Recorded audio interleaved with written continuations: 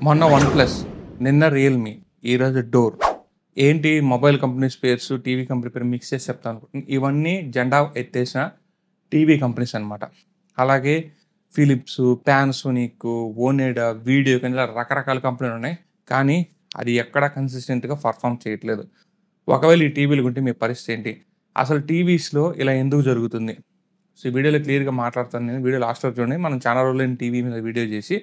So, నాకున్న time and ఇక్కడున్న స్పేస్‌కి నేను టీవీస్ రివ్యూ చేయలేను. అందువల్ల నేను టీవీస్ రివ్యూస్‌కి దూరంగా ఉన్నాను. ఖచ్చితంగా స్పేస్ చూసుకొని స్టార్ట్ చేస్తాను. అది వేరే విషయం.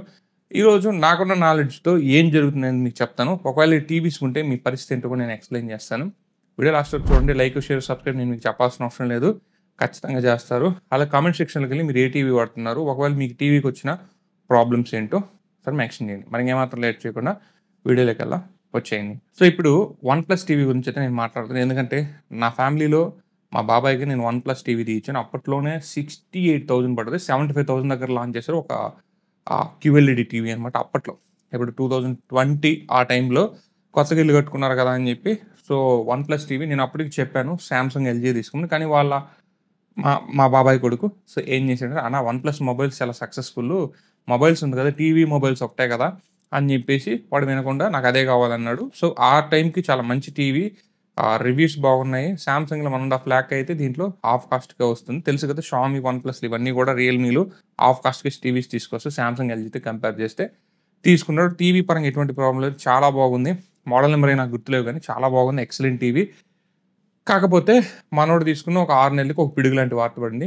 వన్‌ప్లస్ టీవీస్‌ని నుండి ఇండియా నుంచి వెళ్ళిపోతుందని.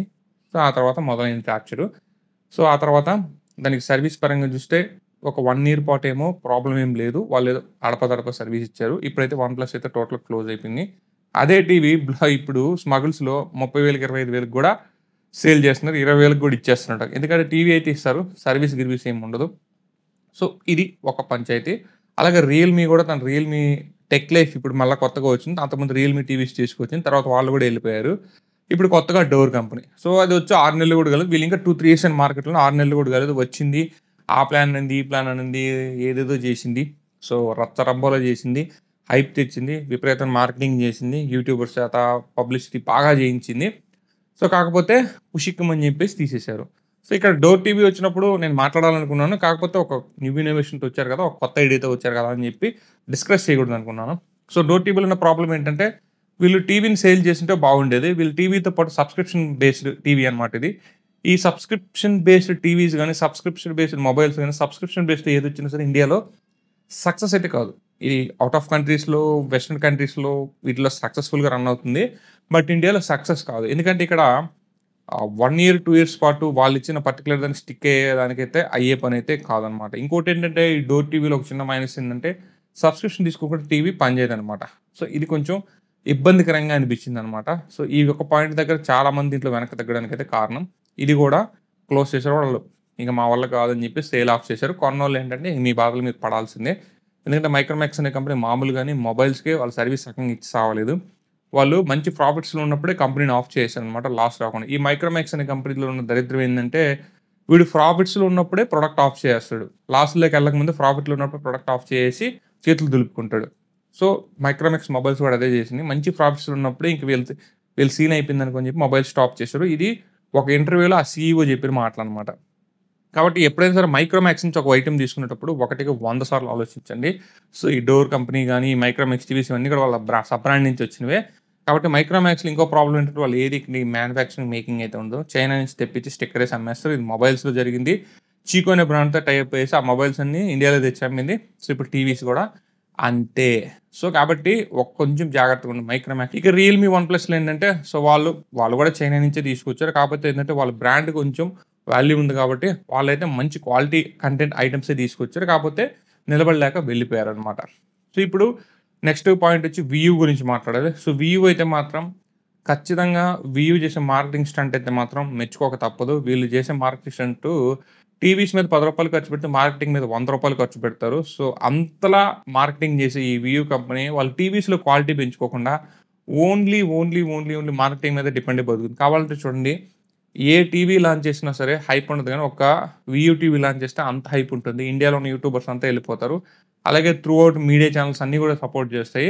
కాకపోతే వియూ టీవీస్ ఆఫ్టర్ సేల్ సర్వీస్ అయితే చాలా దారుణంగా ఉంటుంది. ఇన్‌స్టాలేషన్‌కి కూడా మనిషి రాడు.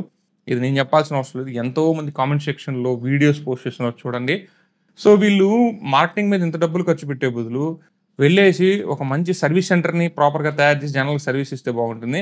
ఒక్కసారి వియూ టీవీ కొన్నాడు మళ్ళా లైఫ్‌లో వియూ టీవీ జోలికి వెళ్ళడనమాట. ఎందుకంటే ప్రొడక్ట్ క్వాలిటీ చాలా దరిద్రంగా ఉంటుంది. సో, వాళ్ళు పెట్టే ప్రైజ్‌లకి ఆ ప్రొడక్ట్‌కి అసలు మ్యాచ్ ఉండదు. సో, వాళ్ళు మార్కెటింగ్ మాత్రమే చూస్తారు. సర్వీస్ అయితే చూడరనమాట. సో, ఇది వియూ టీవీస్‌ని కూడా నేనైతే సపోర్ట్ చేయను. వియూ, హైసెన్స్ ఇలాంటివి కొన్ని ఉన్నాయన్నమాట. హైసెన్స్ టీవీస్ బానే ఉంటాయి.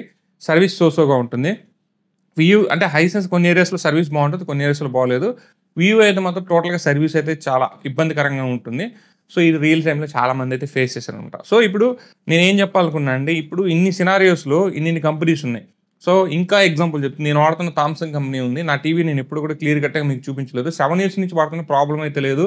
7 ½ ఇయర్ సక్సెస్‌ఫుల్‌గా రన్ అవుతుంది. కానీ సర్వీస్ విషయానికొస్తే థామ్సంగ్ చాలా వరస్ట్. సో, ఒక థామ్సంగ్ వాషింగ్ మిషన్ ఒక 8 మంత్స్ కూడా కాలేదు. రిపేర్ వచ్చింది. సర్వీస్ లేదిక్కడ. సో, అది బెల్ట్ ఇష్యూ వచ్చింది. సెమీ ఆటోమేటిక్ సర్వీస్ లేదు. సో, థామ్సన్ కూడా సర్వీస్ అయితే మీకుండదు. ప్రాబ్లమ్ వస్తే పడేయాల్సిందే. సో, నేను అదేదో ఆ టైంలో లూట్ డీల్‌లో వచ్చిందని చెప్పి 2018లో ఏమో బిగ్ బిలియన్ డేస్‌లో 16,000కో, 15,000కో 4K టీవీ వచ్చింది. 40 ఇంచెస్ తీసుకున్నాను. దాన్ని నేను ఎవ్వరికీ సజెస్ట్ చేయలేదు. ఎందుకంటే నాకు సర్వీస్ ఇష్యూ తెలిసింది. నేను దాన్ని అక్కడే కప్పెట్టేసి ఇంకెవడికి సజెస్ట్ చేయలే. సో, మన టెలిగ్రామ్ ఛానల్ గ్రూప్ కూడా ఒకటుంటుంది. 15,000 మంది ఉంటారు. లింక్ డిస్క్రిప్షన్‌లో జాయిన్ అవ్వండి. దాంట్లో కూడా నేను మోస్ట్‌లీ థామ్సన్ కంపెనీని గానీ, ఈ వియూ కంపెనీ ఇట్లాంటి కొన్ని డీల్స్ వచ్చినప్పుడు నేను పోస్ట్ చేయననమాట. బికాజ్ ఇదే ప్రాబ్లమ్. డోర్ టీవీ కూడా మన ఛానల్‌లో పెద్దగా అయితే ఒక్కసారి పోస్ట్ చేశాను. అంతే. ఎందుకంటే ఇవి ఫ్యూచర్‌లో ఉండవు. ఇంకా ఎగ్జాంపుల్ చెప్పాలంటే మొబైల్స్ విషయానికొస్తే మొబైల్స్ అనేది స్క్రీన్స్ గానీ, టెంపర్‌లెస్ పౌచెస్ ఇవన్నీ గానీ, లేదా డిస్‌ప్లేస్ గానీ, స్పేర్స్ గానీ ఒకదానితో ఇంకోటి మ్యాచ్ అవుతుంది కాబట్టి మోస్ట్‌లీ మొబైల్స్ మీరు కొన్నా సరే అన్‌బ్రాండెడ్, బ్రాండెడ్ ఏదో ఒకటి కొన్నా సరే కింద మీద పడితే దొరుకుతుంది. లేదా పార్ట్స్ తెప్పిచ్చేస్తారు.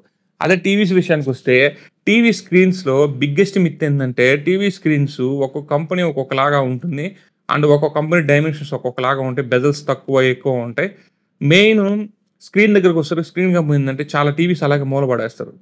అస్సలు దొరకవు. సెట్ కావు, మ్యాచ్ కావు. థర్డ్ క్వాలిటీ స్క్రీన్స్ కూడా పట్టవు. అలాగే మదర్ బోర్డ్స్ కూడా టీవీస్‌లో ఇవన్నీ కూడా సేమ్ పర్టిక్యులర్ ఒకేలా ఉంటాయి మదర్ బోర్డ్స్ ఏమో.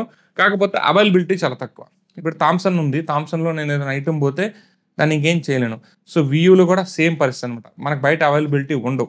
ఎందుకంటే వాళ్ళు చైనా నుంచి ప్రొడక్ట్ తెస్తారు కానీ దాంతో పాటు స్పేర్స్ కూడా ఏరుకొని వచ్చి ఇక్కడ పెట్టుంటే బాగుండేది. దొరకవు. స్పేర్స్ అనేవి చాలా ఇంపార్టెంట్. టీవీస్‌లో స్క్రీన్ పోయినా, మదర్ బోర్డ్ పోయినా సరే చాలా కష్టం. స్పీకర్స్ అవి ఇవి అంటే ఐసీస్ అవి ఇవి మ్యాచ్ అయితే చేంజ్ చేయగలరు కానీ అసలు మదర్ బోర్డే డెడ్ అయిపోతే దొరకదు. స్క్రీన్ గాని టోటల్‌గా పోయిందంటే మాత్రం ఆ స్క్రీన్ రీప్లేస్‌మెంట్ కూడా అంతకంత కాస్ట్ ఉంటుంది. ప్లస్ మోస్ట్‌లీ దొరకదనమాట కొన్ని కంపెనీస్‌లో.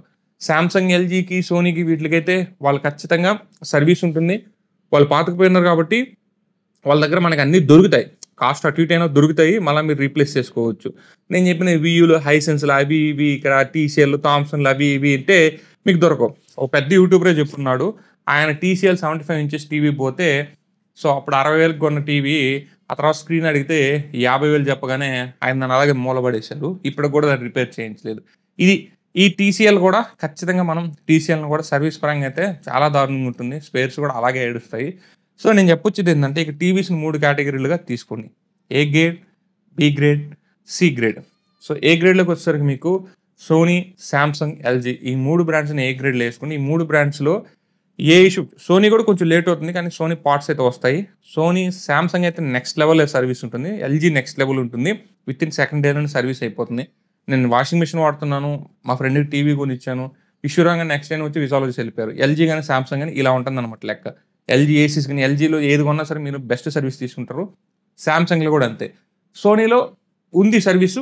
కొంచెం డిలే అవుతుంది. కానీ పని అయితే అవుతుంది. కొంచెం కాస్ట్‌లీ ఐటెమ్. సోనీ మామూలుగానే కాస్ట్‌లీ ఐటెమ్. ఇవన్నీ ఏ గ్రేడ్‌లో చెప్తున్నాను. సో, ఇవి ఎందుకని ఏ గ్రేడ్ చెప్తున్నట్టే ప్రొడక్ట్ క్వాలిటీ బావుంటుంది. సర్వీస్ ఉంటుంది. స్పేర్స్ అవైలబిలిటీ ఉంటుంది. రిపేర్ కూడా ఫ్లెక్సిబుల్‌గా అయితే ఉంటుందన్నమాట. ఇక బి గ్రేడ్ విషయానికొస్తే బి గ్రేడ్‌లో నేను టీసీఎల్, వియూ ఆ తర్వాత వచ్చేసి ఈ లుమినో ఈ మధ్య కాలంలో వచ్చిన లుమినోలు అవి ఇవి ఒక బి గ్రేడ్‌లో ఏస్తానన్నమాట. ఎందుకంటే వీటిల్లో సర్వీస్ ఓకే అని చెప్పొచ్చు. 50, 50 ఉంటుంది. ప్రొడక్ట్ క్వాలిటీ బానే ఉంటుంది. మరీ తీసేసి చీప్ క్వాలిటీ అయితే ప్రొడక్ట్ క్వాలిటీ బానే ఉంటుంది. టీసీఎల్ మంచి ఇన్నోవేషన్ ఇస్తుంది. స్క్రీన్స్ అవన్నీ చాలా బాగుంటాయి టీసీఎల్ వాళ్ళు ఓన్ కాబట్టి. అండ్ సర్వీస్ విషయానికి వచ్చినప్పుడు కొంచెం ఇబ్బంది అవుతుంది. సో వీళ్ళేందంటే ప్రొడక్ట్ నడిచినన్ని రోజులు మస్తుగా నడుస్తుంది. ప్రాబ్లమ్ వస్తే కొంచెం ఇబ్బంది పడతది. ఇది బి గ్రేడ్‌లో ఏసుకోవచ్చు. ఇక సి గ్రేడ్‌కొస్తే చాలా కంపెనీస్ పేర్లు కూడా వెస్ట్ అని, వెస్ట్ బ్రిడ్జ్ అని, ఫాక్స్‌కాయ్ అని ఇట్లా చాలా కంపెనీస్ ఉన్నాయి. ఇవన్నీ కూడా పక్కా అసెంబుల్ కంపెనీస్. ఇవి సి గ్రేడ్‌లో. వస్తువు కొన్నారా, నిలిస్తే నిలిచిందా, పోతే ఇంక మూల పడేసాము. దానికి మళ్ళా నువ్వు ఎక్కడికైనా తీసుకెళ్లాల్సిన అవసరం లేదు. ఇక కొన్ని కొందరైతే ఇక మరి కోటి అని అదని ఇదని 50 ఇంచుల టీవీ 10,000, 100 ఇంచుల టీవీ 20,000, 30,000 అని చెప్పి అమ్మేస్తుంటారు. అవి కూడా సేమ్ సినారియో. పోతే దిష్టి బొమ్మను పెట్టుకున్నట్టు పెట్టుకోవాల్సిందే. వాటిని నువ్వు ఎక్కడో నెల్లూరులో ఉన్న వ్యక్తి హైదరాబాద్ నుంచి కొంటే మళ్ళా దాన్ని రిపేర్‌కి హైదరాబాద్ తీసుకెళ్ళాలంటే మొబైల్ అయితే జేబులో పెట్టుకొని వెళ్ళిపోవచ్చు. టీవీ లాంటి ఐటెమ్ తీసుకెళ్ళాలంటే నువ్వు ఒక కారో, వెహికలో బుక్ చేసుకోవాలి. ఇది హైలీ ఇంపాసిబుల్. సో, ఖచ్చితంగా మీరు ఏ హెవీ ఎక్విప్‌మెంట్ అంటే TV, refrigerator, washing machine, ACs ఇట్లాంటివి కొంటున్నప్పుడు ప్రాపర్ హోమ్ సర్వీస్ లేకుండా అస్సలు తీసుకోవద్దు. చాలా ఇబ్బంది పడతారు. ఈ మొబైల్స్ చిన్న చిన్న గ్యాడ్జెట్స్ అంటే నువ్వు క్యారీ చేసుకొని, రిపేర్ చేసుకొని రాగలవు. బట్ ఈ పెద్ద ఐటెమ్స్‌లో అలా కాదనమాట. ఇది ఇప్పుడు చాలామంది ఆలోచించట్లేదు. తక్కువ కాస్ట్‌కి వస్తుందని చెప్పేసి ఏదో కొనేస్తున్నారు గానీ, ఆ తర్వాత ఫ్యూచర్‌లో చాలా ఇబ్బందులు ఫేస్ చేస్తున్నారు.